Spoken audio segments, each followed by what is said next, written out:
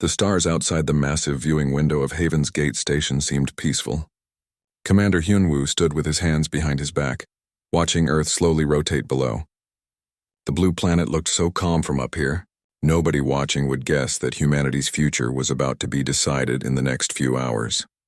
Behind him, the assembly hall was filling with people. Representatives from every nation on Earth had come. Military officers in their pressed uniforms sat beside politicians in expensive suits. Scientists and advisors whispered to each other nervously. Everyone knew why they were here. The alien was coming. Hyunwoo was 38 years old and had spent half his life in the Earth Defense Fleet. He had fought in 3 wars and commanded dozens of successful missions, but he had never felt pressure like this. His jaw was tight as he turned away from the window and walked to his seat. Next to him sat Dr. Yoon-ji, a woman with sharp eyes and gray streaks in her black hair. She had studied alien species for 20 years. She knew more about the Galactic Concordate than anyone else on Earth. Right now she was reading something on her data pad, her fingers scrolling quickly through pages of information. "Anything useful?" Hyunwoo asked quietly. Yoon-ji looked up. "Not really. The Concordate keeps their champion warriors secret. All I have are stories and rumors. But if even half of what I've read is true, we're in serious trouble." Hyunwoo nodded. He had read the same reports. The doors at the far end of the hall opened. Everyone fell silent. A figure walked through, and despite everything Hyunwoo had seen in his career, he felt a chill run down his spine. Ambassador Thelvar was tall, nearly 3 meters high. His skin was covered in smooth, dark blue scales that caught the light. 4 eyes, arranged in a diamond pattern on his face, scanned the room. He wore robes that seemed to shift colors as he moved. Behind him walked 2 guards, but they stayed by the door. Thelvar walked to the center of the room. His footsteps echoed in the silence. When he spoke, his voice was deep and seemed to come from everywhere at once. "Humans of Earth," he began, "I bring a message from the Galactic Concordate. For 3,000 years, the Concordate has maintained order across 47 star systems. We decide which species may expand beyond their worlds. We decide who is ready for the responsibility of interstellar civilization." Hyunwoo watched the ambassador's 4 eyes move across the crowd. Nobody spoke. Nobody moved. "Humanity has been expanding," Thelvar continued. "In only 70 years since you discovered faster-than-light travel, you have spread to 12 star systems. You have built colonies without permission. You have claimed worlds that were not yours to claim.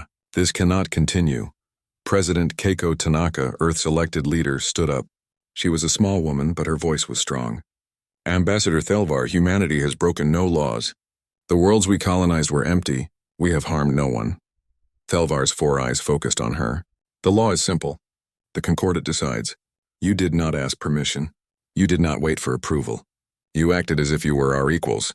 He paused. "You are not." Anger flashed across the room. Hyunwoo saw officers clench their fists. He saw politicians stand up ready to argue. But before anyone could speak, Thelvar raised one hand. "However, the Concordate is not without mercy. We offer you a choice." The room went quiet again. "Submit to Concordate authority. Accept our guidance. Abandon your illegal colonies. Do this and you will be welcomed as members of our civilization." Thelvar's voice dropped lower. "Or face the trial of champions." "What is this trial?" President Tanaka asked. "The Concordate will send 5 champion warriors. Each is the greatest fighter their species has ever produced. Each has won hundreds of battles. Each has never known defeat." Thelvar's 4 eyes gleamed. "If humanity can defeat all 5 champions, we will recognize your right to expand. You will be equals in the Concordate." "And if we lose?" the president asked, though everyone knew the answer. "Then Earth will submit. Your colonies will be disbanded. Your people will return home, and you will never leave your solar system again." The room erupted. People shouted questions. Some demanded the aliens leave. Others argued for submission. Hyunwoo sat quietly, his mind racing through possibilities. Captain Jae-sung, sitting 2 rows behind Hyunwoo, stood up. He was younger, only 31, but everyone knew his reputation. His face carried scars from the first contact war 5 years ago. His voice cut through the noise. "What are the rules of this trial? How do we fight?" Thelvar turned to face him. "Each champion will arrive separately. Humanity may send whoever they choose to face each one. The arena will be neutral ground. Combat continues until one side surrenders or cannot fight. That is all. Can we use weapons? Jae-sung asked. Any weapons you wish. Any tactics you choose. The Concordat does not limit how you fight. Something that might have been a smile crossed Thelvar's alien face. We do not need to. Our champions have faced every weapon, every tactic, every strategy in known space. None have succeeded. The room fell silent again. The weight of those words pressed down on everyone. President Tanaka looked at Hyunwoo. So did every other leader in the room. They all knew what she was going to ask. Hyunwoo was the highest-ranking military officer present. The decision would fall to him. Hyunwoo stood slowly. He looked at Thelvar, then at the president, then at the assembled leaders of Earth. How long do we have to decide? He asked. 3 of your days, Thelvar replied. After that, we will assume your answer is submission. The ambassador turned and walked toward the door. His guards fell in behind him. Just before leaving, he stopped and looked back. Humanity is not the first species to face this choice. 37 others have accepted the trial of champions. His 4 eyes swept across the room one last time. None have won. Then he was gone. The room exploded into arguments. People shouted at each other. Some wanted to fight. Others said it was suicide. President Tanaka tried to call for order, but nobody listened. Hyunwoo sat back down. Next to him, Dr. Yoonji was staring at her datapad, but he could see her hands shaking slightly. What do you think? He asked her quietly. Yoonji was silent for a long moment. Then she said, I think we don't have a choice. If we submit now, we'll be trapped forever. Humanity has always been about moving forward, exploring, growing. If we stop now, we stop being who we are. And if we fight and lose, same result. We're trapped. She looked at him. But at least we tried. Hyunwoo nodded slowly. His mind was made up. 3 days later, the answer was sent to the Concordat. Humanity would fight. 2 weeks after that, scanners detected an alien ship entering the solar system. It was massive, bigger than any human vessel. It moved toward Mars orbit and stopped, waiting. Lieutenant Sumin stood in the monitoring station, watching the readings come in. She was 29 and had spent her entire career analyzing alien threats. She had never seen anything like this ship. Heat signature is off the charts, she reported to Hyunwoo over the comm. Whatever's in there, it's big. On the bridge of Earth's flagship, Hyunwoo stared at the screen showing the alien vessel. Around him, his crew worked silently. Everyone was tense. The first champion has arrived, he said quietly. Next to him, Jae-sung checked his weapons one more time. He would be the one to face this champion. He had volunteered without hesitation. Ready? Hyunwoo asked him. Jae-sung smiled, but there was no humor in it. Does it matter? Across the solar system, on every human colony, people watched their screens. Billions of humans held their breath as a small transport ship left the alien vessel and headed toward the designated moon where the battle would take place. The trial had begun. The first champion was coming, and humanity's future hung in the balance. The moon looked dead from space. No atmosphere, no water, just gray rock and ancient craters. But right now, billions of beings across the galaxy were watching this barren world. Camera drones floated above the surface, broadcasting everything. Captain Jae-sung stood on the dusty ground, checking his weapon one last time. It was a standard plasma rifle, powerful enough to punch through most armor. He also carried explosives, a combat knife, and a backup pistol. His suit was military grade, protecting him from the vacuum of space. Through his helmet, he could see the other ship landing a kilometer away. Dust kicked up as it touched down. The ramp lowered. Something enormous stepped out. Jae-sung had seen the intelligence reports. He knew the first champion was from the Vrak species. But seeing it in person was different. The creature stood 4 meters tall, covered in thick armor that looked like black stone. It had 4 arms, each ending in claws that could crush steel. Its head was small compared to its massive body, with red eyes that glowed even in the bright sunlight. The champion, Korthal, carried no weapons. It didn't need any. This is Captain Jae-sung, he said into his comm. Back on the command ship, Hyunwoo and his team were listening. Target confirmed. It's as big as the report said. Remember the plan, Hyunwoo's voice came through. Don't try to match its strength. Wasn't planning to, Jae-sung muttered. Korthal began walking toward him. Each step shook the ground. The champion moved slowly, confidently. It had fought 600 battles and won them all. This would just be another easy victory. Jae-sung raised his plasma rifle and fired. The bright blue bolt hit Korthal directly in the chest. The champion didn't even slow down. The armor absorbed the blast like it was nothing. Jae-sung fired again and again, each shot hitting dead center. Smoke rose from where the plasma struck, but when it cleared, the armor was barely scratched. Plasma weapons are ineffective, Jae-sung reported, backing up. He fired a few more times just to be sure. Same result. Korthal kept coming. Jae-sung turned and ran. Behind him, he heard a roar that would have deafened him if not for his helmet. The ground shook harder now as Korthal began to charge. The champion was fast despite its size, closing the distance quickly. Jae-sung had studied the terrain carefully before landing.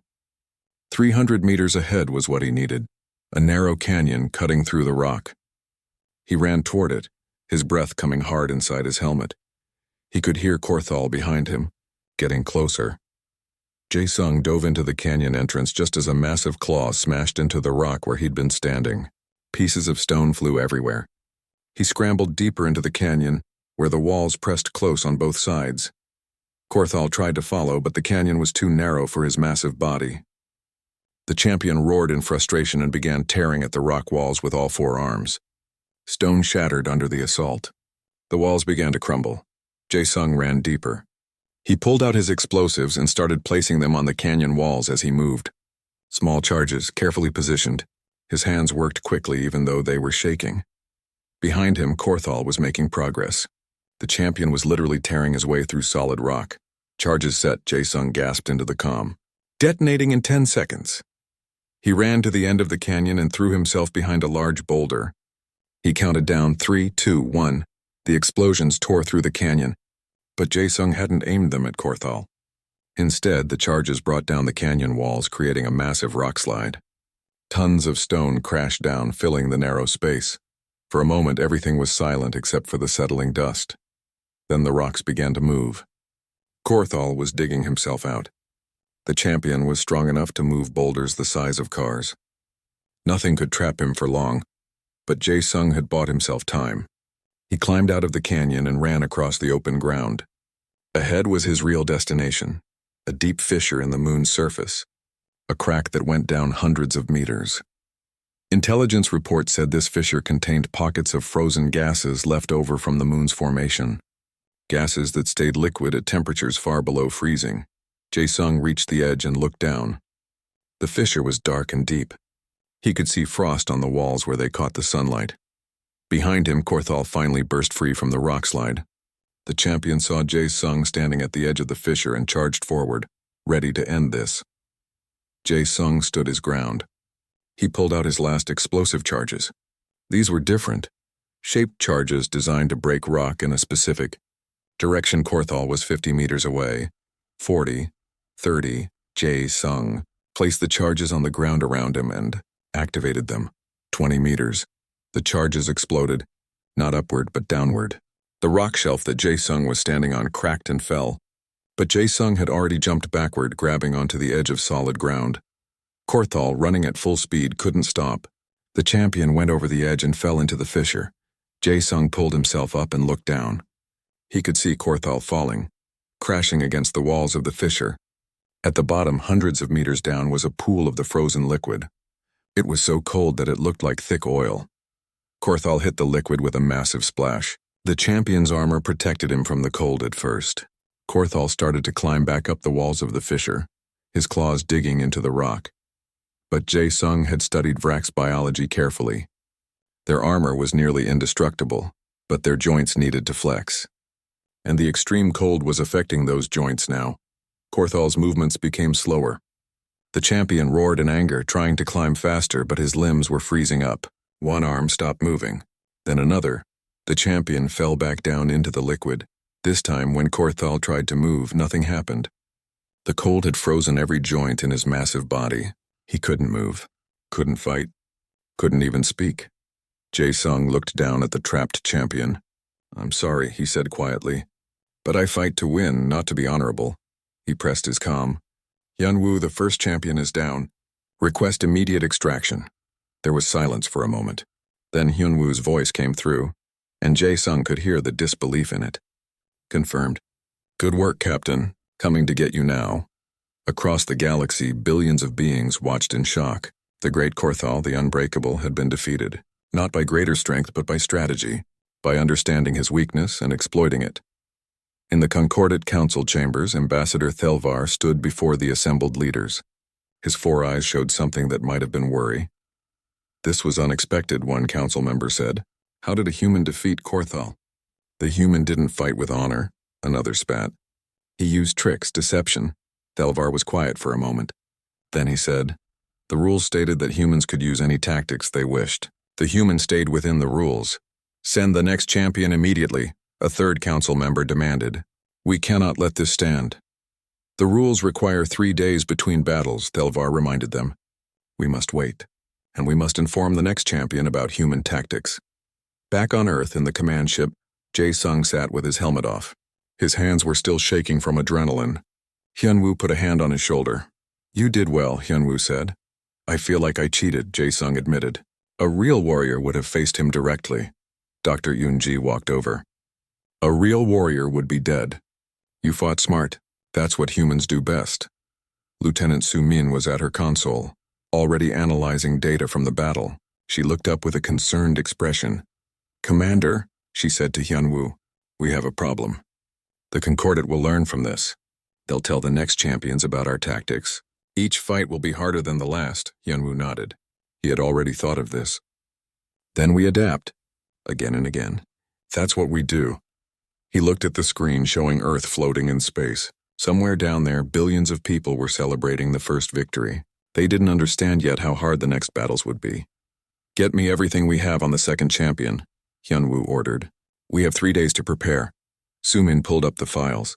"The second champion is named Silra. She's from the Keth species. An assassin. She can become invisible." "Invisible?" Jae-sung said. "How are we supposed to fight something we can't see?" Yoonji was already reading through the data. The Keth bend light around their bodies.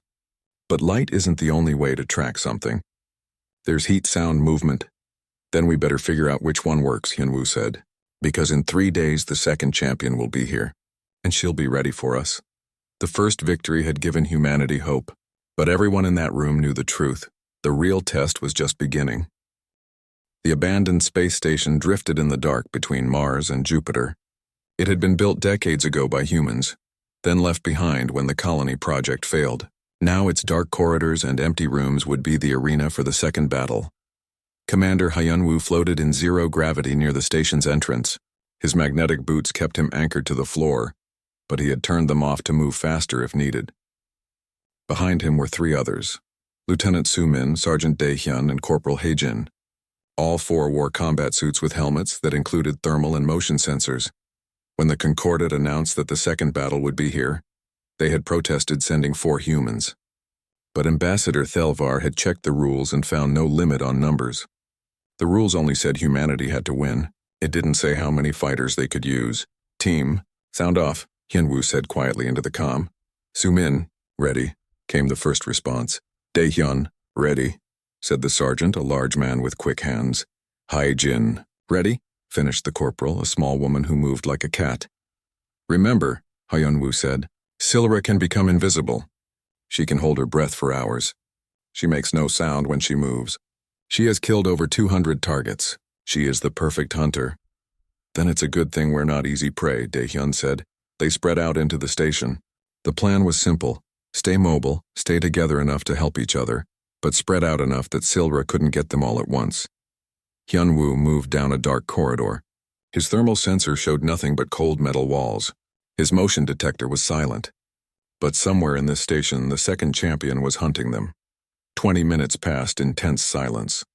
Then Hae-jin's voice came over the comm, loud and panicked. "Contact! I see the comm cut off. Hae-jin, report." Hyunwoo ordered. No response. All units converge on Hae-jin's last position. They rushed through the corridors. Hyunwoo's heart pounded. They found Hae-jin floating in a storage room. Her eyes were closed. A thin line of blood drifted from her neck. Dae-hyun grabbed her, checking for a pulse. "She's alive, just unconscious. Cuts not deep." "Silra wanted us to find her," Su-min said. "She's showing us what she can do." Hyunwoo looked around the room. His sensors showed nothing, but the champion was here somewhere watching them. He could feel it. "Dae-hyun, get Hae-jin to the safe room," Hyunwoo ordered. They had prepared a medical bay with supplies before the battle started. Daehyun picked up Hyejin and left. Hyunwoo and Sumin continued searching, moving back to back so they could watch all directions. They reached the station's central hub, a large room with windows looking out into space. Hyunwoo's sensor beeped. Movement just for a second, then nothing. There, Sumin pointed and fired her weapon. The plasma bolt lit up the darkness but hit nothing. Whatever had moved was gone. Then the lights went out completely. Hyunwoo switched to night vision, but something was wrong. His sensors were going crazy, showing movement everywhere and nowhere at once. "She's jamming our equipment," Sumin said. A sound came over the comm. Daehyun's voice, but wrong, raspy. Struggling, then silence. "Daehyun?" Hyunwoo called. No answer. Just like that, they were down to 2. Hyunwoo grabbed Sumin's arm. He switched to a private channel and whispered, "She's picking us off one by one." "We need to change tactics. What do you suggest?" Sumin whispered back. "Stop hunting her. Make her come to us. But first, we need to understand how she's tracking us." They found an equipment room and sealed the door. Hyunwoo pulled up the data from his sensors, studying the readings from before each attack. "Look at this," he said, pointing at the display. Right before Hyejin was attacked, there was a small temperature drop. And again before Daehyun. "She's tracking our heat," Sumin realized. "Our suits give off heat. That's how she sees us even when invisible." Hyunwoo thought quickly. "Can we flood sections of the station with coolant? Create a thermal maze?" Sumin's fingers flew over her portable console. "The station's emergency cooling system is still active. I can activate it remotely. It'll drop the temperature in most corridors to near freezing. Do it. And give me access to the station's atmospheric controls." While Sumin worked, Hyunwoo opened the atmospheric controls. He began venting air from random sections of the station, then refilling them. Creating air currents, temperature changes, making the environment chaotic. "Done," Sumin said. "Coolant is flowing through the corridors. Temperature dropping fast. Good. Now we wait." They sat in silence, weapons ready. The room grew colder. Their suits compensated, but Hyunwoo knew their heat signatures were still visible. They were still targets. An hour passed, then 2. Hyunwoo was starting to think Silra would just wait them out when Sumin grabbed his arm. "Listen," she whispered. Hyunwoo listened. At first he heard nothing. Then very faint a sound, a breath. Something breathing heavily. "The Keth can hold their breath for hours," Sumin whispered. "But we've been here for 2 hours." She had to breathe eventually. The sound came again, closer now. Whatever advantage Silra had with invisibility was being countered by the simple need to breathe. Hyunwoo and Sumin slowly stood up, weapons ready. They moved to opposite sides of the door. Hyunwoo counted down on his fingers. 3, 2, 1. He opened the door. Nothing visible was there, but the breathing sound was right in front of them. They both fired, not at anything they could see, but at where the sound came from. Their plasma bolts lit up the corridor. For just a second they saw an outline, a shimmer in the air where something deflected the light. The outline moved, incredibly fast. A claw slashed out of nowhere, cutting across Sumin's arm. She cried out but didn't drop her weapon. Hyunwoo fired again, leading where he thought the champion would move. This time he heard a hiss of pain. He had hit something. The outline became more visible. Silra was injured and maintaining her invisibility while hurt was harder. They could see her shape now like heat waves in the air. But Silra was still dangerous. She moved like lightning, attacking from unpredictable angles. Her claws raked across Hyunwoo's chest, cutting through his suit. Only his armor underneath saved him. They fought through the corridors, trading shots and blows. Hyunwoo and Sumin worked together, covering each other, never letting Silra focus on just one of them. Then something unexpected happened. Daehyun's voice came over the comm. "Commander, I'm in position." Hyunwoo almost stumbled in surprise. Daehyun was supposed to be unconscious or worse. A second later, Hyejin's voice joined. "I'm ready too." "What?" Hyunwoo started to say. "Special Forces training, sir," Daehyun said. "We can slow our heartbeat, appear dead. Learned it years ago." They had been playing dead, waiting for the right moment. Now Silra was surrounded. Hyunwoo and Sumin in front, Daehyun and Hyejin behind. The champion became fully visible, her invisibility dropping as she prepared for a final attack. She was tall and thin, with gray skin and large black eyes. Her claws were long and sharp. She looked at all 4 humans, calculating her odds. "You fight without honor." Silra said in a hissing voice. It was the first time any of them had heard her speak. We fight to survive, Hyunwoo replied. That's the only honor we need. Silra moved, faster than anything humans should have been able to track. But humans had one advantage that the Keth assassin didn't understand. Humans had practiced fighting together for thousands of years. Daehyun and Hyejin went low while Hyunwoo and Sumin went high. Their shots crossed in a pattern that Silra couldn't dodge. She was fast, but she couldn't be in 4 places at once. The plasma bolts hit her from multiple angles. Silra fell, her body smoking from the impacts. The 4 humans approached carefully, weapons still raised. But Silra didn't move again. The second champion was defeated. Hyunwoo pressed his comm. Battle is over, requesting extraction. As they waited for the transport, Sumin sat down heavily, exhausted. 2 down, 3 to go. This one was harder, Daehyun said. She knew about our tactics from the first battle. She adapted. So did we, Hyejin pointed out. We adapted to her adaptation. Hyunwoo looked out the window at the stars. That's what humans do. We keep adapting, no matter what. Back in the Concordate Council chambers, the mood was dark. 2 champions had fallen. 2 warriors who had never been defeated before were now beaten by humans. How is this possible? One council member demanded. First Korthal, now Silra. Ambassador Thelvar studied the battle recordings. The humans don't fight like any species we've encountered. They use teamwork in unexpected ways. They adapt constantly. They accept casualties and keep fighting. Send the 3rd champion, another member said. Velmoth will break their minds. Let's see how they adapt to that. Thelvar nodded slowly. But for the first time in his long life, he felt something he had never felt before when thinking about the Concordate's champions. He felt doubt. The room was white, pure white. White walls, white floor, white ceiling. It was small, maybe 5 meters on each side. No windows, no doors that anyone could see, just white emptiness. Dr. Yunji sat in the center of the room on a simple white chair.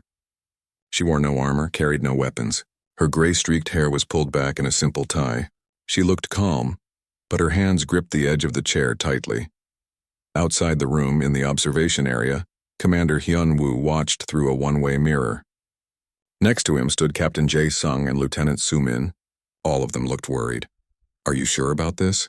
Jae-sung asked Hyunwoo for the 10th time. No, Hyunwoo admitted.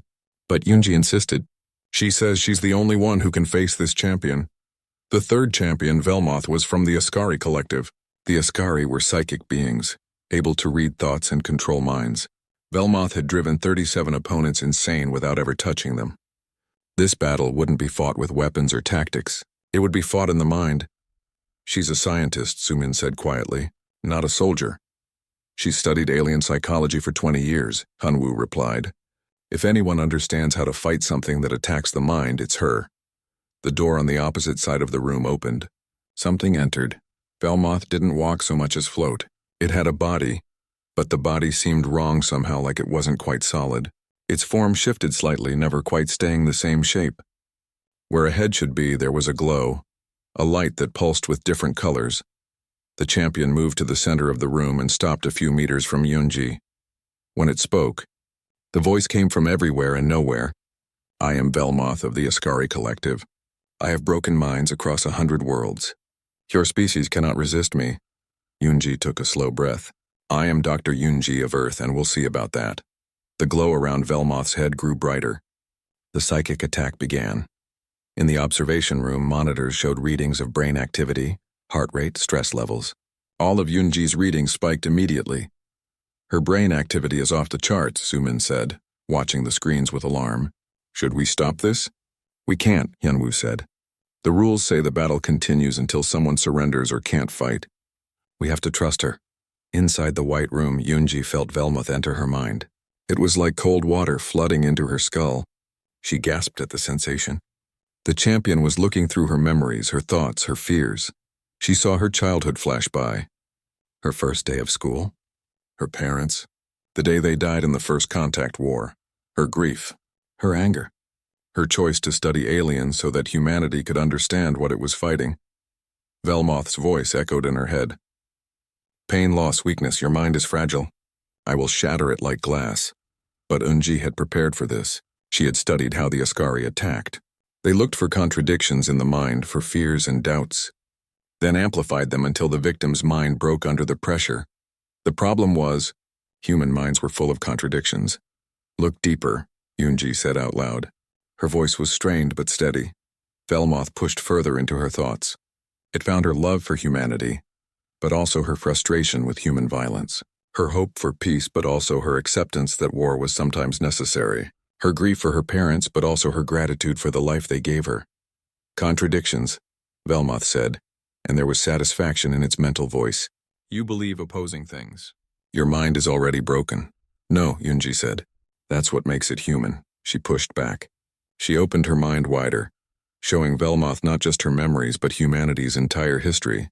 Thousands of years of human experience flooded into the psychic connection. Velmoth saw humans at war, killing each other by the millions, then saw the same species building hospitals, creating art, writing poetry. Humans who sacrificed their lives for strangers.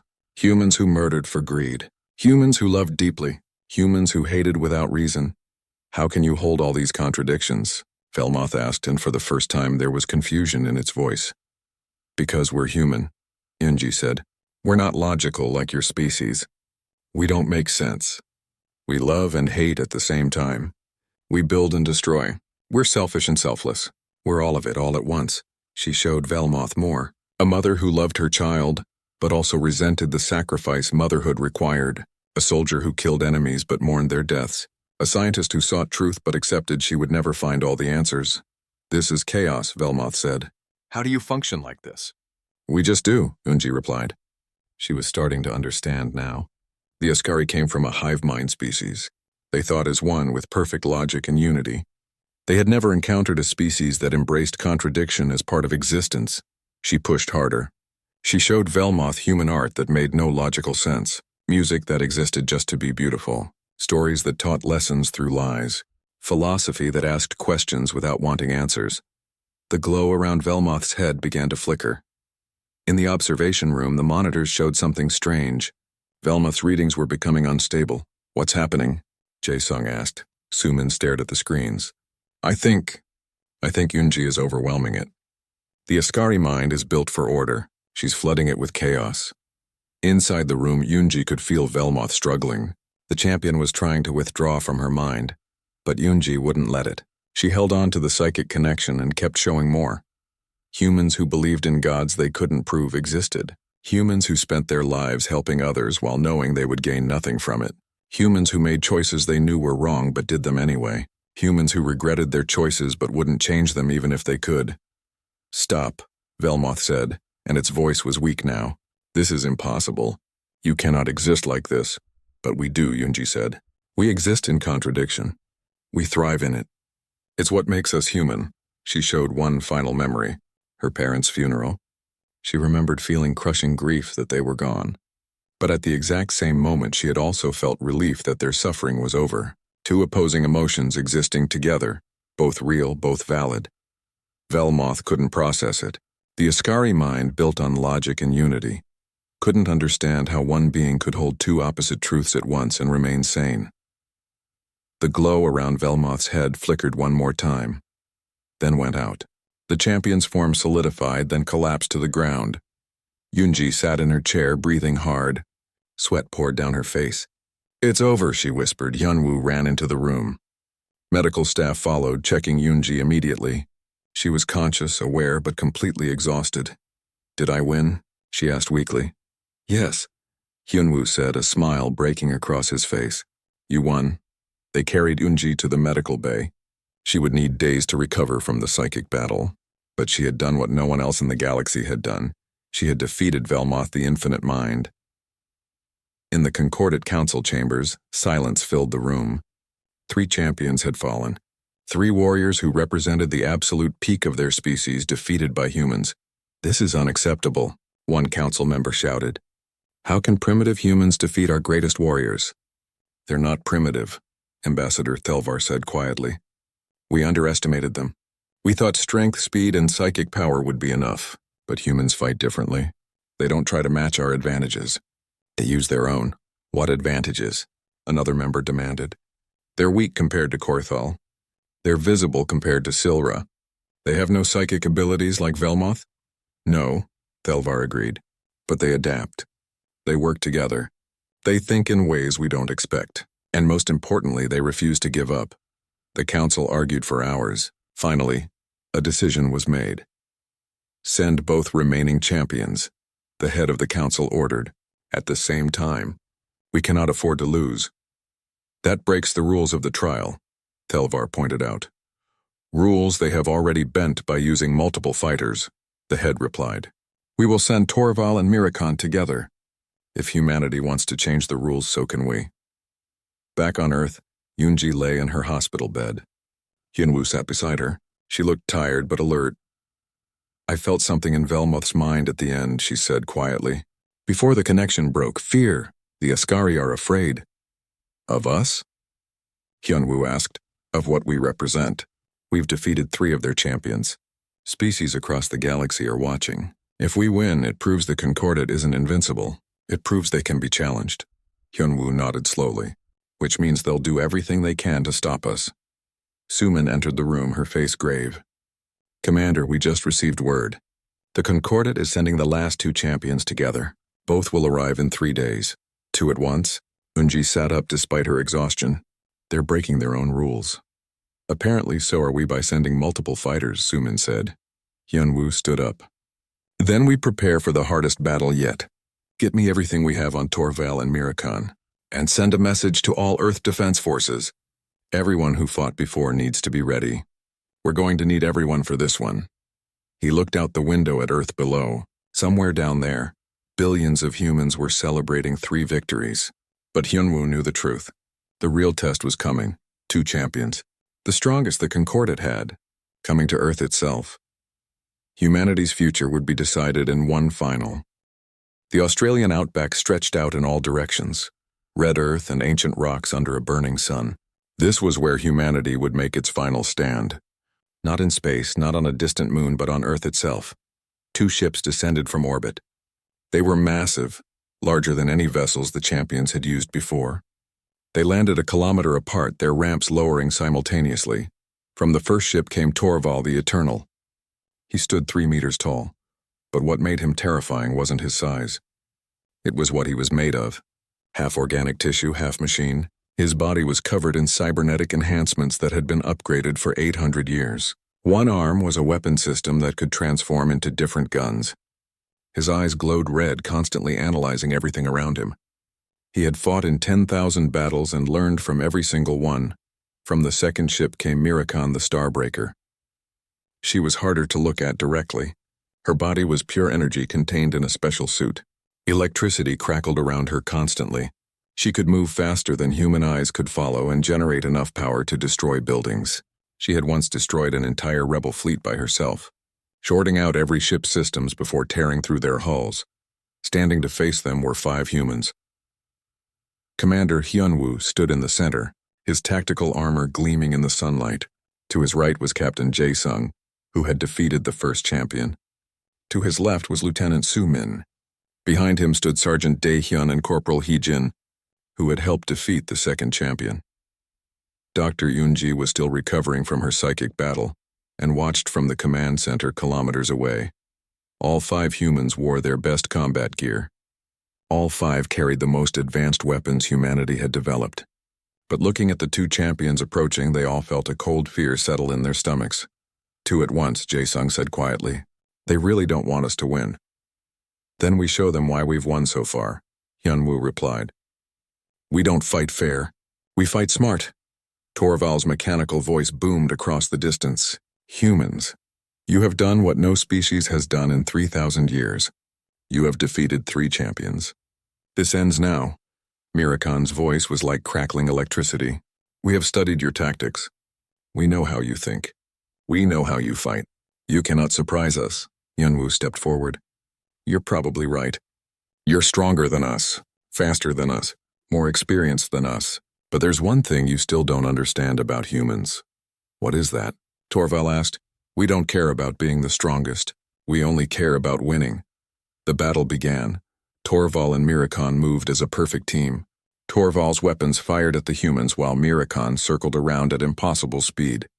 The humans scattered immediately, using the terrain for cover. Jae-sung ducked behind a large rock as plasma bolts from Torval's arm weapon exploded around him. "Anyone have a plan?" he shouted into the comm. "Working on it," Sumin replied. She was already analyzing the champion's movements, looking for patterns, for weaknesses. Mirakan appeared behind Daehyun in a burst of electricity. The sergeant barely rolled away before her energy blade cut through the space where he had been standing. She was gone again before he could fire back. "She's too fast," Daehyun reported. "Can't get a lock." In the command center, Dr. Yoonji watched the battle on multiple screens. Her mind was still tired from fighting Velmoth, but she forced herself to focus. There had to be a weakness. There always was. "Hyunwoo," she said into the comm. "Torval's cybernetics must generate a lot of heat, and Mirakan is pure energy. They're working together, but they're also potentially interfering with each other." Hyunwoo processed this information while dodging an energy blast. "Explain." "Torval needs to keep his systems cool to function. Mirakan generates massive electromagnetic interference. If you can force them close together, they might start affecting each other's abilities." It was a theory, but it was all they had. "Everyone, new plan," Hyunwoo ordered. "Draw them together. Make them cluster." The humans changed tactics. Instead of running away from the champions, they started leading them to the same location. It was dangerous. Getting both champions in one place meant twice the firepower aimed at them. But if Yoonji was right, it would create an opportunity. Jae-sung fired at Torval, not trying to hurt him, just getting his attention. The cyborg champion turned his massive weapons toward Jae-sung and advanced. At the same time, Hyejin used a flashbang grenade on Mirakan. The bright light didn't hurt the energy being, but it annoyed her. Mirakan pursued Hyejin with crackling energy building around her hands. Both champions followed the humans to the same rocky area. They were now only 10 meters apart. Immediately, Torval's systems began showing problems. Red lights flickered across his body. Mirakan's electromagnetic field was interfering with his cybernetics. Mirakan noticed it too. Her movements became slightly less precise. Torval's heat was affecting the delicate balance of her containment suit. "Now," Hyunwoo shouted. All 5 humans fired at once, but not at the champions directly. They fired at the ground between Torval and Mirakan. The explosions kicked up a massive dust cloud and cracked the rock beneath them. More importantly, the explosions created a pressure wave that pushed the 2 champions even closer together. Torval's systems went haywire. Sparks flew from his joints. Mirakan's form became unstable, electricity arcing wildly in all directions. For the first time in the battle, the humans had an advantage. But the champions were still the greatest warriors in the galaxy. They had fought together through worse situations. Torval grabbed Mirakan's containment suit and threw her away from him, separating them. His systems immediately began to stabilize. Mirakan landed and focused her energy into a massive blast aimed at all 5 humans at once. There was nowhere to hide from an attack that large. Hyunwoo saw it coming. They all did. And they all knew they couldn't dodge it, so they didn't try. "Shield formation," Hyunwoo ordered. The 5 humans moved together, activating portable energy shields that they had positioned earlier. The shields linked together, creating one larger barrier. It was a desperate move. The shields weren't designed to stop that much power. Mirakan's blast hit the combined shield. The energy was incredible. The shields held for 3 seconds, then 4, then 5. The humans behind the shields gritted their teeth against the strain. Then the shields failed. The blast broke through and sent all 5 humans flying backward. Hyunwoo hit the ground hard. His armor had protected him from the worst of it, but he felt ribs crack. Through blurred vision, he saw his team. They were all down. Sumin wasn't moving. Jae-sung was trying to stand but kept falling. Daehyun and Hyejin were conscious but clearly hurt. Torval and Mirakan approached slowly. They had won. The champions knew it. The humans knew it. "You fought well," Torval said, his mechanical voice almost respectful. "Better than any species we have faced. But it is over." Hyunwoo tried to push himself up. His arms shook. His vision swam. But he forced himself to stand. Blood ran down his face from a cut on his forehead. "Not yet," he said. "Commander, stay down." Yoonji's voice came through his damaged comm. "You've lost. Surrender." "No," Hyunwoo said.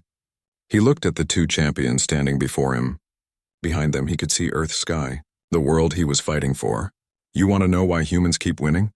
It's not because we're smart. It's not because we're strong. It's because we refuse to quit. One by one, the other humans stood up, Jae-sung using his rifle as a crutch, Dae-hyun and Hae-jin supporting each other. Even Soo-min moving slowly but determined. They were broken. They were beaten. But they stood together. We've been the underdog for all of human history, Hyun-woo continued. He raised his weapon even though his arm shook.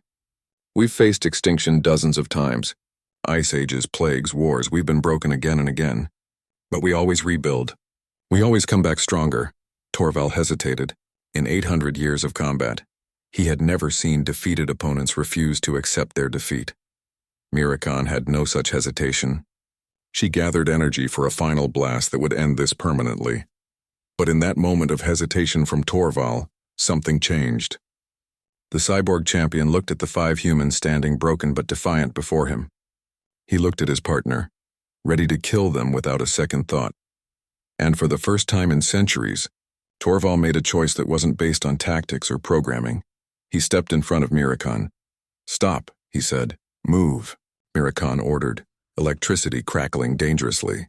"The trial must end." "Look at them," Torvald said. "They cannot win. They know this. But they still stand. Why?" "Because they're fools," Mirakan spat. "No," Torvald said slowly. "Because this is what they are. We have spent 3 days studying humanity. We have read all their history. Every time they fall, they rise again. Every time they break, they rebuild. If we kill them now, we prove nothing. If we kill them now, we only prove we can destroy the broken." He turned to face Hyun-woo. "But if they stand when they should fall, if they fight when they should surrender, perhaps we are the ones who don't understand." Mirakan screamed in frustration. "We have our orders. We must defeat humanity. We have defeated them," Torvald replied. "Look, they can barely stand. They cannot hurt us, but we cannot break their will." "And if we cannot break their will, have we truly won?"